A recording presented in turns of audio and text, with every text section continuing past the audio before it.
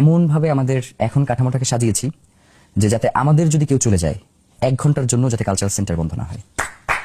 Beautiful. আমার এনটিআরসিতে ইংরেজি শিক্ষক হিসেবে জব হয়েছে, আমি চলে যাব এলাকায়, ভাই আমাকে ছেড়ে দিলেন যে আগামীকাল সকালে তুমি চলে যাও।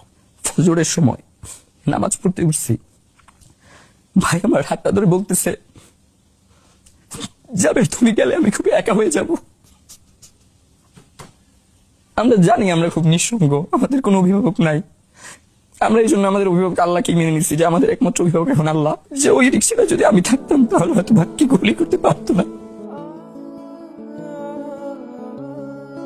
যে এত কিছুর কথা বলা হচ্ছে, প্লিজ ভাই আপনারা কেউ একবার বলেন শহীদ ওসমান হাদির হত্যার বিচারটা করবেন, আমরা কেউ রাজপথে গিয়ে দাঁড়াবো। এই মানুষটার বিচার হবে না, এটা কি আমরা কোনোভাবে মানতে পারি বলেন ভাই? তিনি তো ইলেকশনটাই করতে চাইছিলেন।